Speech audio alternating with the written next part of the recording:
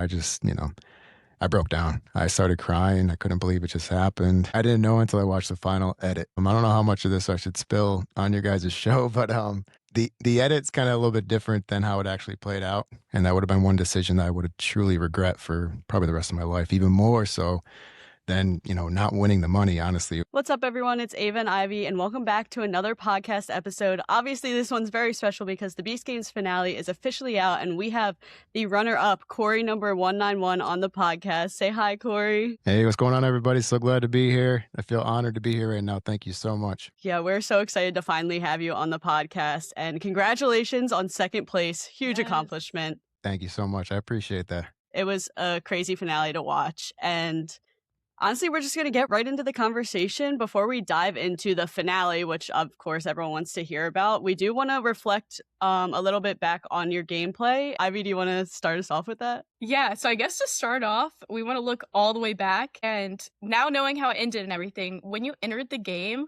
how far did you expect to make it? And what did you fear most going into Beast Games? Absolutely. That's a great question. So when we first applied and everything like that, as you guys know, you have no idea how many contestants there's going to be. Could be, 200, could be 1,000. You have no idea. And when I got into Vegas and everything like that, I went in there with a mindset that I got to win this. I got to win or win. And that's all it comes down to. So I just kept believing in myself, believing that God would push me through all the way to the end. And by his grace, only his strength, I made it all the way to the end. And even though I didn't win, as you guys all know, I truly feel like it was a blessing in disguise, honestly. But one important aspect was our numbers. My number was 191, as most of you guys already know. When I first got the number, obviously you don't think anything of it. Okay, 191, no big deal. But then when one night I was sitting on my hotel bed and I was looking at the backpack that they gave us and it just said 191. I kept thinking to myself, man, that looks so powerful right now. And then I was thinking to myself, my favorite Psalm of all, Psalm 91. And it just hit me right then and there. Like, wow, this is so divine. God had planned for me to be in Beast Games too. He planned on me going as far as I did. Everything was just amazing. So I'm in the hotel room jumping up and down. I'm laughing. I'm excited. I'm cheering. I'm on my knees thanking the Lord. I just felt like it was just one of those moments where it was his confirmation that I was supposed to be in Beast Games Season 2.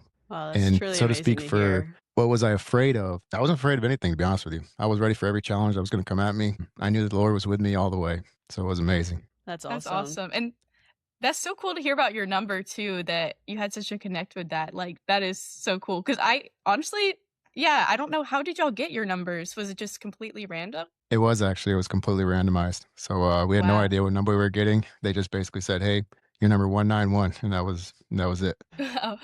Yeah, so kind of, I guess, as you were entering the games, or as soon as you kind of found out who you were competing against, the theme and all of that, did you have a specific strategy after finding out how many big personalities there were coming into the show? Like, did you have a strategy on how you wanted to be perceived by others, or were you just more so being authentically yourself? What was your mindset in that aspect? Absolutely. That's a great question. So for me, I'm just one of the type of people that I get along with everybody. I'm friends with everybody. I'm nice to everybody. I'm kind to everybody. So I just kind of went into the game with that mindset, that strategy. And as you girls know, like the most important aspect and the critical aspect of Beast Games is the social game.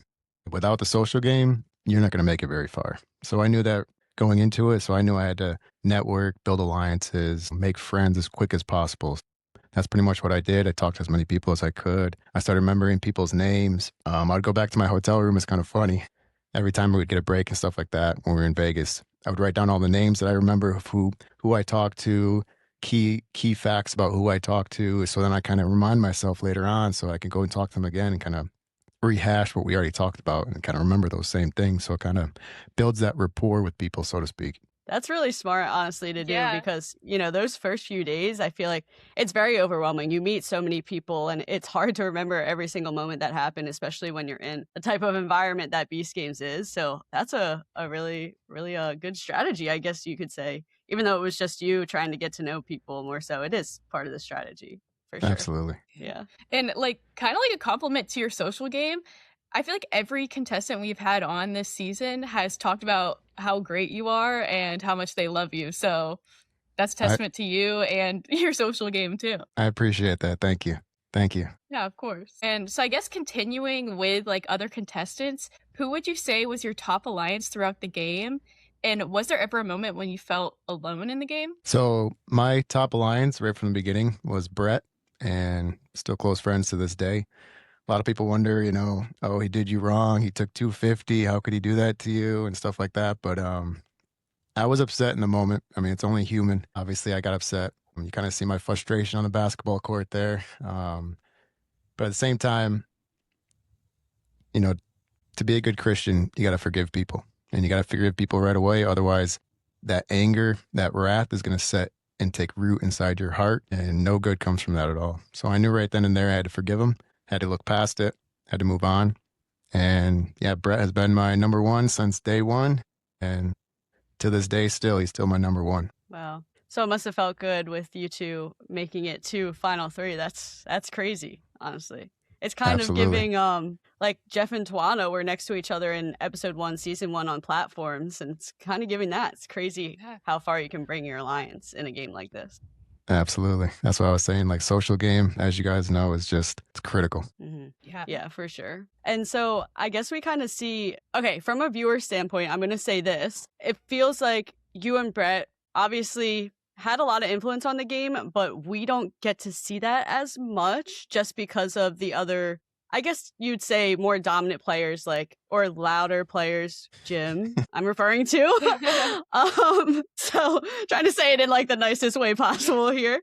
Absolutely. But so yeah, we don't get to see everything that goes down. Do you feel like the people that were more prominent from a viewer standpoint did have that much control over the game? Like, for example, Nick, it felt like he was in a lot of leadership positions throughout the episode. Did it feel like when you were in the game, they were controlling it more so, or it wasn't like that when you were living all together? Does that make sense? Sorry, that was a long Absolutely. question. No, Okay. that's a great question. I think there are times when it felt like Nick was kind of controlling the game and stuff like that, and it was actually to my advantage actually because Nick was, it doesn't really look like it as the edit played out, but Nick, Tyler, Jack, August. They were all part of me and Brett Alliance for a long time through the game. So it actually him kind of controlling the game actually benefited me in a huge aspect. Yeah, that's interesting to hear. Yeah, because it really does seem like, you're almost pitted against each other towards the end, which I get Yeah. it. It's top 10, but yeah, it really doesn't seem like that from a viewer standpoint. So Absolutely. interesting to hear the dynamics there. And that's kind of what one thing obviously you don't see behind the scenes, so you don't really know. But we kind of had all had a pact. We all said, okay, me, Nick, Brett, Tyler, August, Jack. We all said, hey, as long as we help each other get to the top 10, and then it's pretty much every man for himself at that point. We just go into the game. If somebody has to get eliminated, obviously that's just part of the game. So we all kind of understood that concept. That's why I had eliminated Jack. I felt really bad when I did. Honestly, I still tell Jack to this day, "Hey Jack, I'm so sorry that I did that to you." And he obviously forgave me for it and everything, but it was pretty emotional when I did that. So I guess your alliance, did that help at all? Like, is that why you chose Nick then for the choosing the captain for the $1 million bribe? Absolutely. That was a very strategic play. We already had alliance with those guys anyway, so we had to go with them. And then at the same time, we kind of knew Monica has a $10 million coin, so whatever happens next, she's not going to get eliminated. We already knew that. Okay, that makes sense. So I want to lean into the $1 million bribe as we move forward, and I guess this is where we'll start talking about episodes 8 through 10. Obviously, they're all pretty heavy hitters. Could you maybe share? Obviously, you already said a little bit about how Brett took a little more and how you handled that situation, but I kind of want to hear how you processed everything in real time in that moment when you found out everyone's decisions and how much everyone took. How did you handle other people, quote unquote, betraying you, like your number one alliance betraying you? And have you made amends with everyone with all their decisions since? Absolutely. That's a great question. So, yeah, when we were buried for a long time. I mean, the sun's coming up and I'm finally getting unburied. So it's kind of like, I was just happy to be out of that casket at that point. So when Nick finally told me, hey, I took 250, I was just glad to be out of the casket. I'm like, hey, don't even worry about it. No big deal. And then obviously I start walking up to the money pit, and then it kind of starts like, setting in like, okay, he took way more than he was supposed to. Then you see the money on the counter. There's supposed to be a lot more there. That means somebody else took a lot more than what they were supposed to take. So then it started setting in, like, obviously you can see my frustration, like, okay, why did all these people take more money than they were supposed to? And obviously, behind the scenes, we all talked about that moment, and actually they kinda aired that moment when Nick says, "Hey, if everybody gets to that point where they do a money grab, I'm gonna take $100,000 and everybody's gonna get their cut, everybody's gonna be happy." So it's kinda one of those things where I thought I was gonna go up there and there's gonna be, $100,000 each as soon as I got them buried. Obviously, that didn't happen. Got out to the basketball court, I took my fair share according to what was left, and then when it came out, obviously, I already knew Nick took 250. By that point, I was already upset, and then I found out Brett took 250, and that's when it just felt like a punch to my stomach. I mean, my number 1, obviously, it was very upsetting at the time. I voiced my opinion on the basketball court. Obviously, we all have families. Why didn't you guys think about that? You guys just met my family the night before. But it was one of those things, like I said, the only way to live is to forgive. You got to forgive everybody. Otherwise, like I said, it takes root in your heart, and that's just destruction right there. Because your anger, everything will just decay your body at the very the least to say, so to speak, in your spirit. I mean, forget it. So you always got to find forgiveness in your heart, even when people do you wrong. And it's human nature. So I understood at that point, and I forgave him that day. Kept being his number 1 ally. That's why I helped him with the blocks challenge. I see on Reddit a lot of people are questioning why did you help Brett? And it was kind of one of those things where he was still my alliance. I already find forgiveness in him. I had to help him. So it kind of helped him get to top 3, me and him, and it was just one of those great things, honestly. For sure. And I feel like that's definitely just all a testament to your character to be able to forgive him and still root for him and want him to succeed in this game. So that's really awesome to hear. I And when it appreciate came to that. the Thank money you. grab, yeah, of course. There was a parallel I noticed, and I'm curious if you noticed it as well from season 1. But in season 1, we see JC take more than his fair share, and following him is his number 1, Emma. And JC said, "Oh, I'm going to leave the rest for Emma to take the whole thing." And obviously, knowing Emma's not going to steal the whole thing from everybody. And I feel like a similar thing happened with you and Brett, where he said he was leaving the rest for you to take. But then it's like, well, knowing you and your character, you're not going to take everything away from everybody. So I just thought that was really interesting, and it really stood out to me in the episode. Absolutely. It was I mean, he knows my character. I'm not going to take the last of the money from everybody else. So it's kind of one of those things where it happened, it unfolded, and it's kind of funny that you said it's kind of like a parallel with the season 1. It actually is. I mean, never really thought about it like that because Emma, obviously, she's did the right thing and split the money as well. So that was very interesting to think about. So I guess should we talk about episode 9, the bribe game now? Yeah, let's do Okay. it. So we talked about, I don't know if you saw, but we talked about your approach in this game, and we thought it was so smart how you basically prepaid to get through to the next round. How did you end up coming up with that plan? And did you think it would guarantee you a spot, or were you kind of nervous at all doing that? Absolutely. So that was probably one of the most difficult challenges I faced on the entire season. It was just one of those things where it's kind of like a moral dilemma. I didn't want to bribe anybody. I didn't want to buy anybody's votes. I just wanted to go in there, and I was hoping and praying that they would vote me through based on my character and the fact that I had the least amount of money out of everybody. I mean, minus Monica, but of course, we already kind of knew she already had the $500,000 that she got bribed for the coin. But yeah, that was a difficult challenge, and you can kind of see my demeanor a little bit when they do the edits and stuff like that. But behind the scenes, like the production team kept coming into my pod. They said, "Hey, Cory, this is a tough challenge for you. We know. Just try to be yourself, man. We know it's tough on you right now." And yeah, then it started hitting me once I saw people were buying votes and stuff like that. I thought to myself, if I don't play this game right now, I'm gonna have to go home to my wife, my kids, and say, "Hey, I just didn't play the game it was meant to be played." So that's why I got eliminated. And that would have been one decision that I would have truly regret for probably the rest of my life, even more so than, not winning the money. Honestly, it was just one of those things where if I didn't play the game, then I would truly regret it. So it was one of those things where I had to go in there. I had to buy votes. It's kind of one of those things where Nick already told me, "Hey, I got Auguste this round. He's already bought my vote, blah, blah, blah." I'm pushing him forward. So I was thinking to myself, obviously led by the spirit, buy the vote now for the next round. So I was like, you know what, that's a great idea. So I gave Nick the money right there. Same with Brett, same with Kady. So that obviously would secure my vote. That way I wouldn't have to sit there and fight over it like I did the previous rounds. So I don't take any credit for that.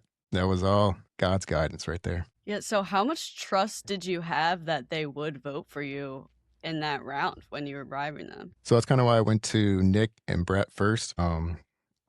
Obviously, they were part of my alliance. They kind of took 250 already, so I kind of knew that they would help me out, help me progress to the next round. And then Kady, I just felt really bad for Kady. Honestly, it was, and it's kind of portrayed like in the episode stuff like that. Just people saying things that they shouldn't have said, and I felt really bad for her. She was crying. I understood the stress she was under, the pressure. It was unbearable, and that's why I kind of give her a hug, kind of try to console her and comfort her.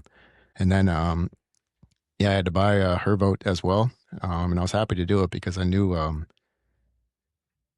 I gave her a lot more money than I gave the other guys. But at the same time, I just wanted to make sure that number one, she had enough money to walk out of the show and be happy with it. And also, I didn't want Nick, or I mean, Jim and Monica to come in and give more money and obviously steal the vote from me. So I had to secure it at the same time. So that's kind of how that played out. And it was, yeah, it's a tough challenge. Yeah. Yeah. And sometimes as a viewer, you forget how difficult that challenge is because of how close everyone has grown to each other. And it's like everyone has feelings, you know, like no one wants to go home in this moment, but people have to go home. So yeah, Beast Games is really all about putting you in that like moral dilemma and seeing, you know, what you'll end up doing under pressure. And yeah, we definitely sympathize for Kady as well. That's one question that I did have. We're just kind of curious how or what Kady's strategy or mentality was going into that game because obviously, you know, everyone wants to go to the top 6, but it felt as a viewer that Kady maybe just had more so of a strategy of getting as much money as possible. That's just how it felt for us. So I'm curious to hear what her real-time feelings were in that scenario. Absolutely. And I think Kady did want to go through to the next round. Obviously, she wanted to keep playing the game. Um, but there were so many, I don't know how you want to put it, overbearing personalities, I guess you could say, where people are going to kind of force themselves on the people so they can get through to the next challenge. So it's kind of one of those things where um, I think she wanted to go through, but unfortunately, it just didn't work out that way. Yeah, and I feel like with that type of challenge, there's so much to think about, especially with when the like once bribes come into play, it's a free for all, you know, like you have your top alliances, but you just don't know where people's head are at, especially in such a like high pressure, high state situation. I was wondering Absolutely. how long did it take for that challenge to be completely over? Like I know the rounds were 30 minutes, but how long was filming? Do you know? Well, actually, the rounds were even longer than that. They were like, Oh, they started out really? at like an hour long and then they kind of broke it down further Wow. and farther. So it's kind of like, yeah, it was, as you guys know, all these challenges with filming and everything, it takes forever. It's a long Mhm. process. They make it Yeah, look so geez. fast on TV and stuff like that. Oh, you know, it's done and over with that quick. But it really, in actuality, I mean, you're there, you know, 7, 8, 9 hours, if that. I mean, some of the challenges that we were on set for, I think it was the one where we were buried on the basketball courts. I think we were there for like, I don't know, 14, 15 hours, something crazy like that. Yeah, that's Wow. insane. Yeah, that's crazy. That is so crazy. Absolutely. So obviously we see like parts of the challenge, but like you said, it went on way longer than we see on TV. So was there a move you made during that challenge or other players made that didn't make it in the edit or that you didn't realize was intentional during the game? Trying to think here. I'd probably say one moment that kind of played out. You kind of see it on the edit too, is when I talked to Monica. Monica, I was going to vote me through. She's going to convince Jim to vote me through on that next round. And then obviously, you know, Jack came in behind me, started giving him money. Jim went and convinced Monica, hey, let's vote for him. He's giving us money, so let's give our vote to Jack. And that was a little upsetting. So obviously, there's part of the edits and stuff like that that they don't show. But yeah, I was a little upset about that. But I've talked to Monica since then. You know, we've obviously the same thing. You know, you forgive people, you move on. You knew it was a high stress situation, so it's one of those things you just gotta move past. Yeah, Mhm. and I guess referring to the round, you went through on the 5th round, correct? 5th? Correct. Fifth round. Okay, yeah.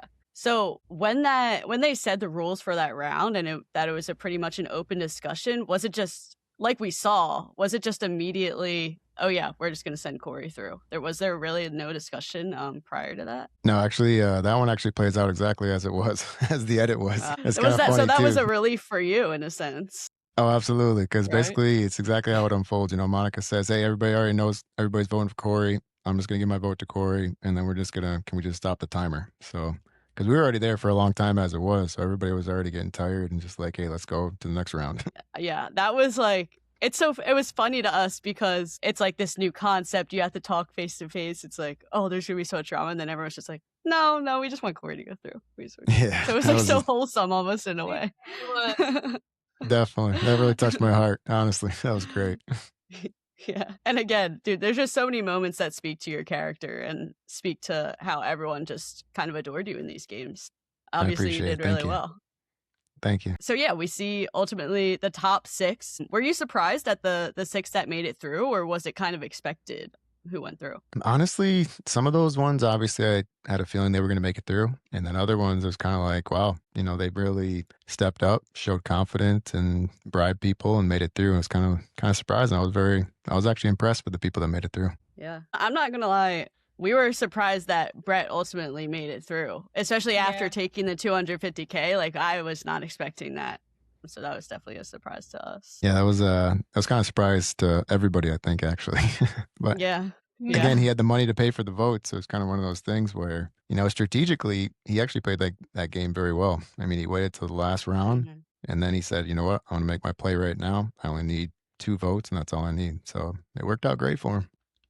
Yeah. Yeah, no, that was crazy. Very well thought out on his end for to do that. It takes a great Um, deal of patience so too, then I can't imagine. oh my goodness, yeah, I can't imagine the pressure the people in the last round had at that moment. Absolutely. Wait, sorry. I had one just question pop in my head. So when Monica revealed the 500K, was everyone kind of just like, "Oh, well, we knew." Like, Yeah, or we had this decision. Okay. that's exactly how that played out. We already we already knew. Yeah. And it wasn't, Yeah, we heard we found out by accident, honestly. It was just one of those things that on the Mhm. production set that somebody saw something they weren't supposed to see. I'm not gonna go into great detail, obviously, but, it was a complete mistake, and obviously, all of us guys, we just started talking about it. We put everything together and said, "Oh my gosh, that's exactly what happened right then." yeah. Yeah, we got the little Yeah. backstory from August too when we interviewed him, so yeah, Gotcha. that's just a big revelation there, but yeah, sorry, Ivy, I kinda took away from your Oh, no, you're good. I'm glad you said that. I was just gonna say, like, I guess moving into the finale, I'm just curious, so we know from season 1 that all of the challenges in the finale were filmed in one night. Was it the same for this season? So for us, we did the phone bribe challenge in one night, and then the next night is when we did the soccer balls, hanging from the pole, and then the $1 million split, and then the final briefcase challenge. So it was a long night. Obviously, the sun was already coming up by the time we got done again because it was just a long time to film that whole set. Yeah, I Yeah, could I'm not sure. That's imagine. crazy. Yeah, and I don't wanna jump ahead, but yeah, the final game, I'm sure that took a good amount of time considering how many cases you guys went through. That was crazy to watch. That was But very I don't wanna crazy. jump ahead. Yeah, I don't wanna jump ahead a little bit here. Absolutely. I wanna dig into your mindset of walking into the finale and when, I guess the set was revealed, did you have any expectations going into it? Did you think it would be similar to season 1? Just where were you at that point? So when we got inside obviously when the doors open up, it was just wow, like mind blowing. The thing was just massive. It doesn't even like show the true like size of that thing on TV. It's looks so much bigger in person. So by the time we get all the way to the top of the stairs, you kind of see how it's set up. You got these platforms that stick out. You got something across there. We didn't even see the soccer balls at that time, so we kind of figured it was going to be something to do with balls. We just didn't know it was going to be, soccer balls, footballs, what it could have been until they finally revealed it. And I guess once it was revealed, did you feel confident in kicking? And did you think people would go after you at all for that challenge? So that's interesting. So for me, I played soccer pretty much my whole life ever since I was Oh, 5, okay. 6 years old. So I was actually happy when it was revealed it was soccer. I was like, oh yes, this is good. This is gonna be great. And it's funny too because Jimmy even told us. So Ronaldo, the famous soccer player, he's actually in Saudi Arabia. That's where he plays. He was actually supposed to be there on set for that challenge, and unfortunately, No last way. minute changes, he couldn't make it. But that would have been really cool if he was gonna be there for that. Wow, yeah, Yeah, that's that so would've cool been to hear. crazy. Would've been crazy. Crazy. Yeah, and so I guess kind of diving into this challenge, obviously we don't see everything that goes down, so we kind of need you to break it down for us. You're our first guest after the finale's aired, so we're gonna get into some details here. We do want to know, like, why and how did Jack become the first target ultimately in that game? That's a great question. Primarily because of the way that it was set up. So I already gave Hannah my word. I wasn't going to go after her. And even if I didn't give her my word, I still wouldn't have kicked the ball at her heart because if the ball goes off the side of your foot or something like that, I could end up breaking my own heart, which would be a horrible way to go out. So Mhm. Brett was on the other side of me. I already knew I wasn't going to go after his heart too. Obviously, he's my number one ally. And not to mention, the same exact thought went through my head. If I could get at Brett, I could hit my own heart. So the same thing went. And then obviously, Auguste, Jack, Tyler. I wasn't going to go after Tyler. Auguste and Jack were kind of like in the middle right there, but Auguste was obviously closer to me. I knew he had a better shot at my heart, whereas Jack was a little bit farther away.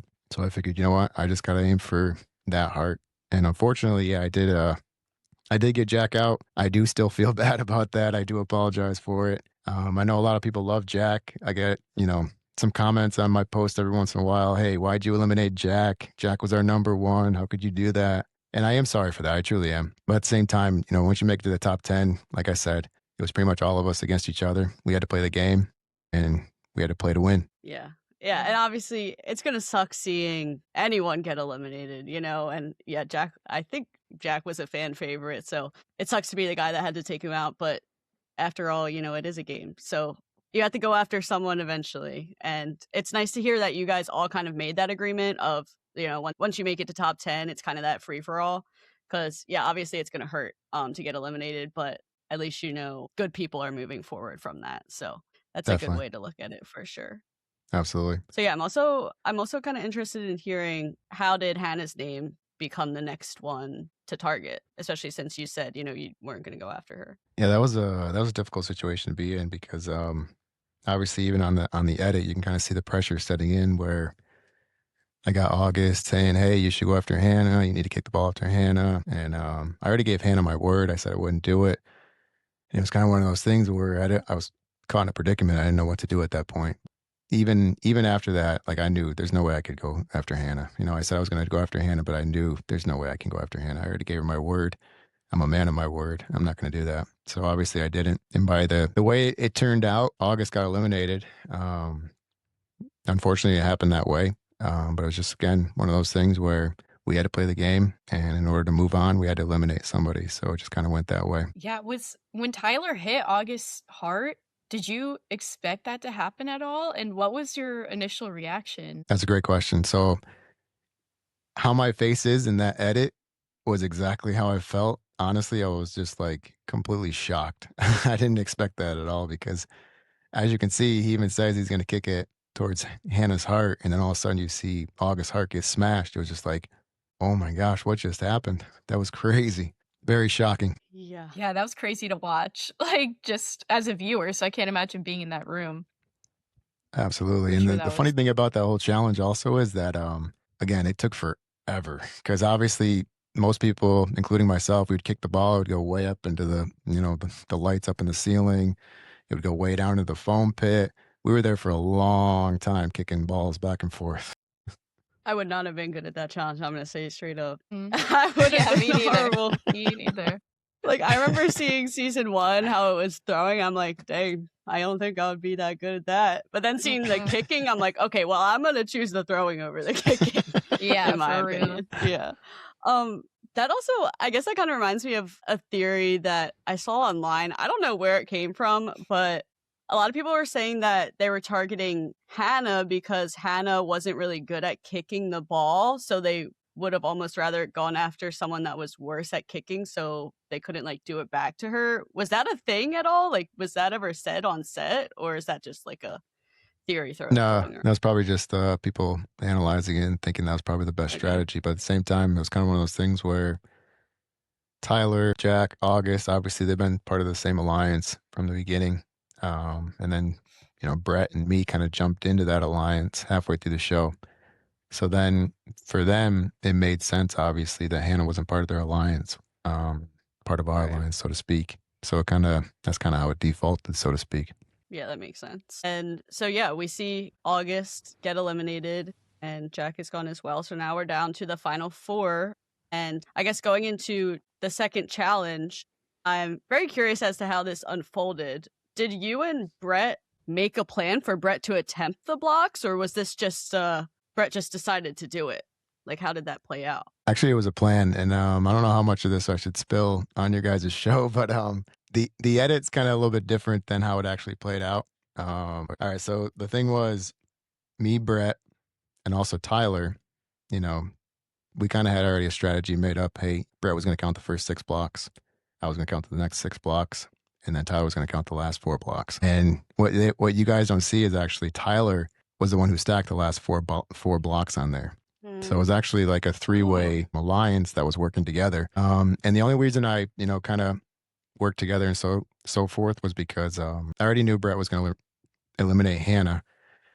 Hannah already made it vocal that she was going to eliminate Brett. So at the same time, it's kind of like, man, if I help out Hannah, then Brett's going home. So obviously, I got to help out my number one alliance that I had from the beginning, and that's why I kind of played out that way. Wow. Okay, that's good to know. Interesting. And it's funny how the edits are somewhat different than the actual game. Right. I mean, that's TV, that's always how it goes. So, Absolutely.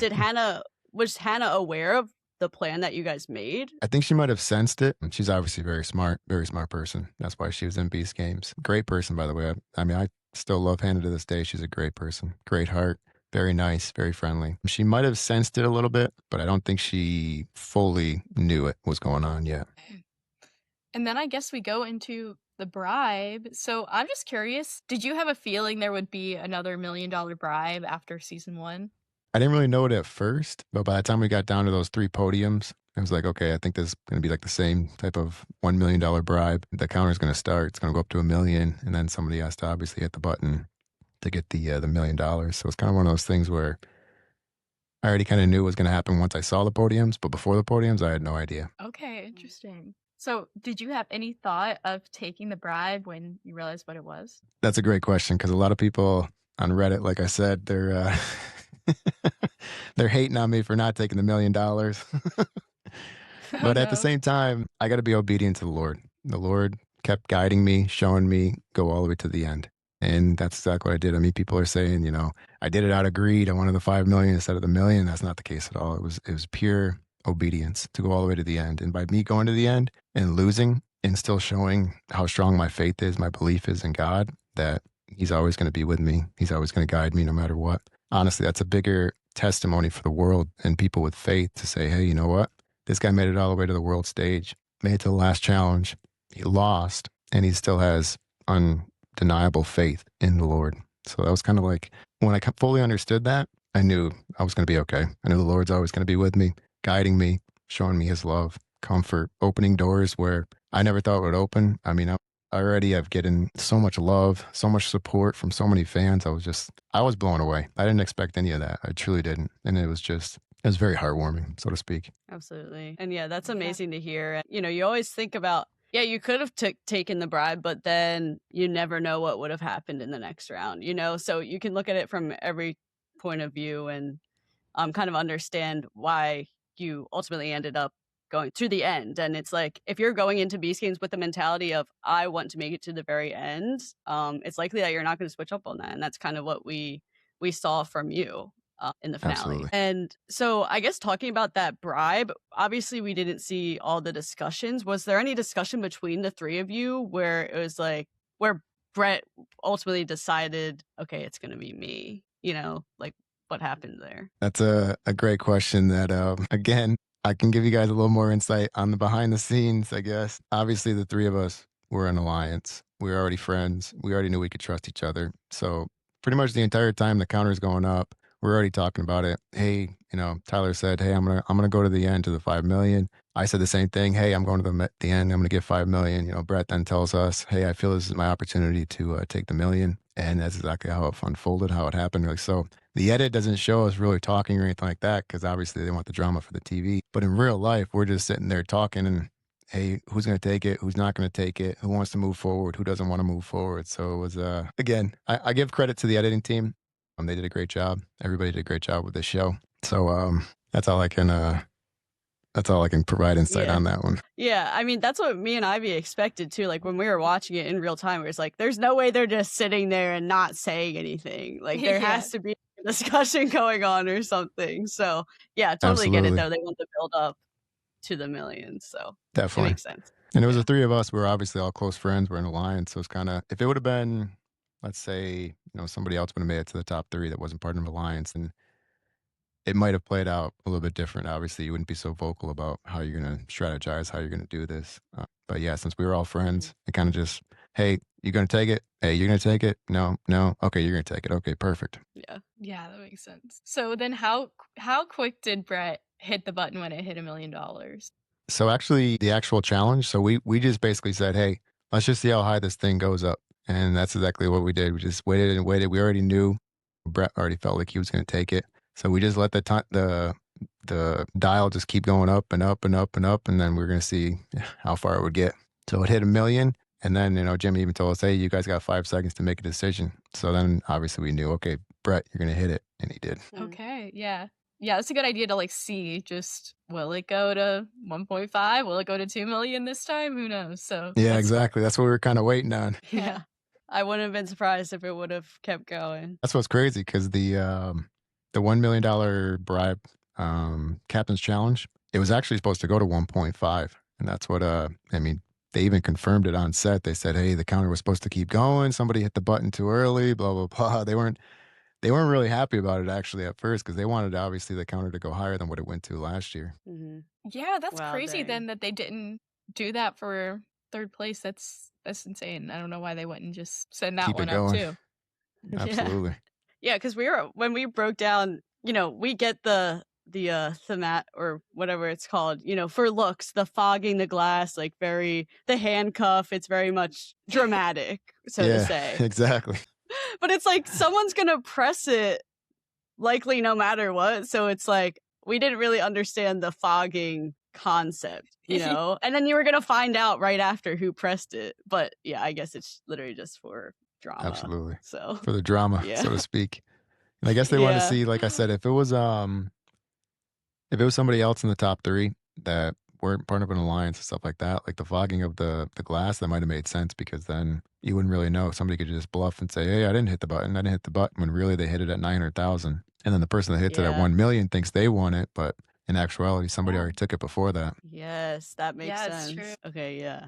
Okay, wait, yeah. So if someone would have pressed it at like 600K, you guys would keep going? Was that the idea? That part I'm not really quite sure because the way Jimmy Okay. explained it was that the counter is going to keep going. So I'm imagining even if you hit the button sooner, nobody would know until it gets all the way to the top anyway. Okay, Oh, I think that that's what makes they were kind sense. of And looking yeah. for, the dramatic effect of it. If somebody pushed the button at 600,000, somebody pushes that at 1 million. Oh, the $1 million guy is cheering, and then all of a sudden they're like, "No, look, he took it at 600,000." yeah, Okay, yeah. that would have been crazy. Definitely, Yeah. Yeah. Okay, now that idea makes more sense to me in my head. Like, yeah, that would have been a lot of Yeah, no, drama. definitely. definitely, So yeah, ultimately, we see Brett walk away with around $1.2 million. He's very happy about his decision. So would I. Just like how Gage walked away with 1 million last season. That's a great amount of money to walk away with. So absolutely. we see you and Tyler go into the final game. When you saw the cases, I think you kind of suspected what it would be. So how confident were you going into this game? Watching season one, it was kind of one of those things where you see it, and then you're kind of like, okay, well, you see how it was played out, you know how it's going to go. At the same time, it's kind of like a bluff type game where you got to try to lie to somebody and stuff like that. And I'm not too good at lying. I'll be honest with you. I'm not good at it. I don't like doing it. So it's kind of like one of those feelings in my gut, like, oh man. And then I guess I was able to keep a straight face when Tyler was asking those questions and stuff like that, just because of me being in the military. It's kind of one of those, you just straighten up, don't make any movements, just say exactly what he's saying. And then it kind of worked out that way. And then I got the idea, obviously, from the Lord. Hey, just start spinning the cases, and then it would actually kind of trick him because then he wouldn't be able to read me figure out any clues or anything like that that I would give him. So I'm just curious, the rounds before you blindly started putting them on the in the cases, did those rounds consist of open it and find out? Or Exactly. That was like the quote of the final episode. yeah, Open it and that find was out. cracking us up. That was funny. It was exactly like that. He started it off, open it and find out, and then I just kept doing the same thing back to him, and then we just kept doing the same thing. That's funny. I And mean, yeah, his I mean face that's is just as straight as can be. You don't see his heart like beating it hard. You don't see his face making any movements. So it was hard to read, obviously. Oh yeah. yeah, for sure. And so when you or so first you implemented the new strategy, right? And then Tyler quote unquote flipped it on you and did the same thing. Did you from what I remember, we saw that Tyler didn't actually blindly put it in, correct? Yeah, that's what's crazy about that whole thing too is when I'm on set, I believe that he actually did the same trick and spun it. And then when I saw like the Mm. final edit where he puts it, he knows exactly where he's putting it, but he's saying that he obviously spun it just like I did. I was kind of like I was blown away. I was like, wait a minute. I didn't know that happened. Were there any questions that you threw at him that maybe almost gave you a tell, or was it really just, full on guessing like every No, round? once he said he pulled one out of my book and he did the same thing as me and spun it, I didn't even ask him any questions. I actually believed him and I just started like Wow. just going by, guess, try to figure it out. So did you know that Tyler did this once the game was over, or you didn't know until you watched the final edit like last week? I didn't know until I watched the final edit. Oh, Wow. oh my gosh, that's crazy. It is, but Wow. I mean, people would think I would be angry with Tyler. He lied to me right at the last challenge and stuff like that. But I got nothing but love for Tyler. Great guy. If anybody could have won it other than me, I'm so glad that he won it. He deserves it. Military guy, family guy. So I was actually happy that he won it. That's awesome. And, it is a bluff game after all. So he was gonna, you're gonna lie either way in that type of game. So Yeah, he yeah. actually played the game it was supposed to be played, so you can't hate on him Right. for that. So yeah, when you got down to the last or the final case and Tyler opened the winning one, you know, that was a huge moment for you. I'm sure you were going through a roller coaster of emotions. What was going through your head in this exact moment? Yeah, that was a tough thing to go through. I won't even lie. I'm not gonna sugarcoat it. Mhm. Obviously, you get that far in a game like this, you believe that you win, and then it didn't happen. It was like just a moment of shock, so to speak. But at the same time, I knew the Lord's always with me. If the Lord brought me here, everything that happened was for a purpose. Everything happened for a reason. The Lord is going to make me stronger through this entire experience, and I know I have nothing to fear. Even after he won, honestly, I just truly just wanted to be a good sport about it. Just show him how much I love him, how much I'm grateful that he won. I'm happy for him. I know it's going to do great things for him and his family. So me, in my reaction to him winning and stuff like that, that's just a genuine feeling. Like I was actually truly happy for him for winning. I really was. Yeah, and that was something we wanted to bring up is that like the way you handled that was just so amazing, and we just want to give you props for that because that was just such a testament to your character once again. And yeah, that was really cool to see. How did you process everything you just went through? Like you just went through all these hours. What was that like behind the scenes? Were you like taken somewhere else? How did all of that work? Absolutely. And I appreciate you guys saying the kind words, honestly. That's just like the person that I am, honestly. I always wish the best for everybody. I want to see them succeed in everything that they do. And I know that Tyler winning, I was actually genuinely happy for him. When I got off the stage, obviously it's only human. You just went through the most stressful experience of your life. 41 days of grueling challenges, just psychological, mental, physical. It was a true testament of, how strong someone can be. As soon as I got off the foam pit, stuff like that, I crawled out. Klitz came and met me right away. And as soon as he came and gave me a hug and stuff like that, I just, I broke down. I started crying. I couldn't believe it just happened. It was just, it's only human. You have these experiences and obviously emotions come out. But at the same time, I knew, just like I said, I knew that God would bring me through this moment, would make me triumphant to his victory always. And as you can see, like the behind the scenes when John and Shay came up to me and started talking to me and stuff like that, I even say, you gotta love the Lord, good times, bad times, the mountains, the valleys. You can't just be situational believer and just, oh, you only love them in the good times and not the bad times. No, you gotta love them all the time. You gotta be faithful always. Yeah, That's I love that. powerful. Yeah, and I obviously we can't even imagine the feeling of making it that far and having to process all that and then however many months later rewatching it back and almost reliving it in a sense. So I'm sure that's so much to process. And I was kind of wondering, you know, after watching all 10 episodes, did you feel like there was a moment in your game that was like very pivotal for you or like almost changed the direction that you thought you were heading in the game? Or just like any big moments that stood out to you that maybe you didn't think was going to be highlighted as much as it was in the series? Absolutely. That's a great question. So, there was some pivotal things obviously that happened, even from like the first challenge. They don't show it obviously because the edit they got to show what they can in the amount of time that they have. But me, I actually so a little round donut at the bottom. It was just like a cheap foam plastic thing. So we all thought it was going to be sturdy. Most of us just slammed right onto that thing, and the thing just shattered. And that's how a lot of people actually got eliminated in the first challenge.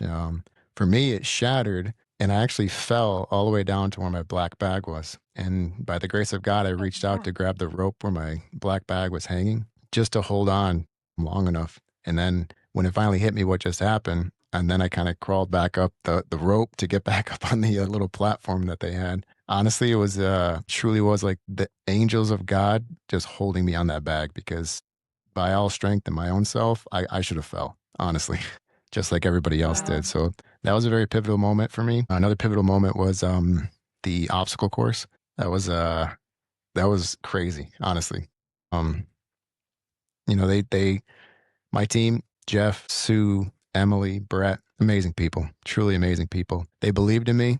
They said that we believe in you. You're going to do this for us, Cory. I know you can do it. At first, I mean, you're put on the spot like that. You're kind of like, oh man, it's kind of scary. I don't know if I should do this or not. My whole team is riding on me. And I looked up, in the sky, and I just felt God's peace come over me. And then I said, okay, you guys, I got this. I got this. Because I knew that the Lord was going to be with me. And as soon as the obstacle course started, I could hear Jimmy in the background. Oh, Colby's in the lead. And as soon as I heard that, it was like a fire was set off inside me. And then I just started hauling through that course as fast as I could. And honestly, again, it was like the angels of God just pushed me one step closer to the finish line just to beat Colby by like a split second. And it was just, I take no credit for myself. That was all his strength, 100%.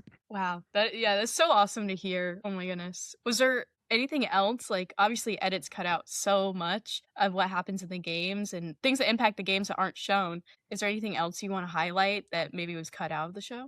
I'd probably say just the social game. As you guys know, behind the scenes, obviously, your social game is moving 24/7. You got to be constantly talking with people, making connections, building connections, and that's obviously that's pivotal in Beast Games. So I think anybody going into Beast Games season 3, 4, 5. I mean, this is going to go on for a long time. We already know that this is a great show, a great competition. I would always tell people that the social game is very important. Do not underestimate it. Mhm. 100%.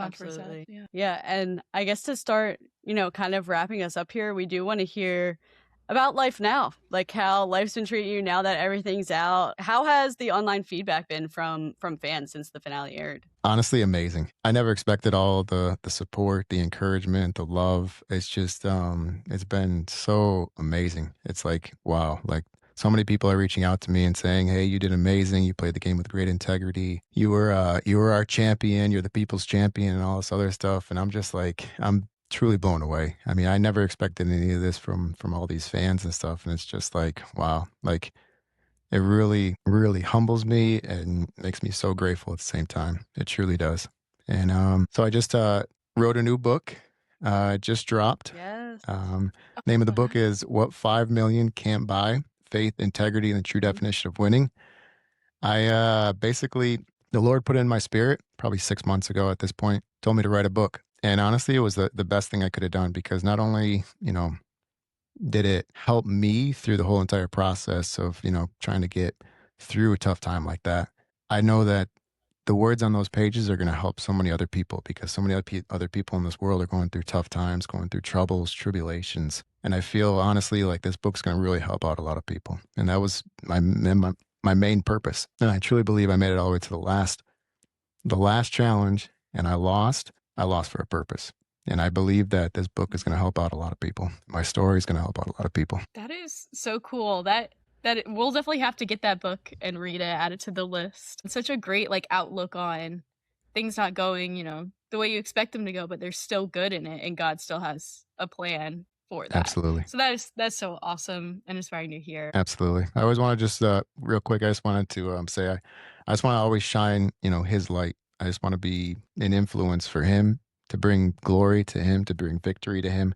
That's all I want to do in this world, and I believe that's my big purpose. And all this stuff happening was for me to lose and to just bring glory to Him. That's so awesome. And I just want to hear a little bit more about how has the show impacted your life now that the whole season is out?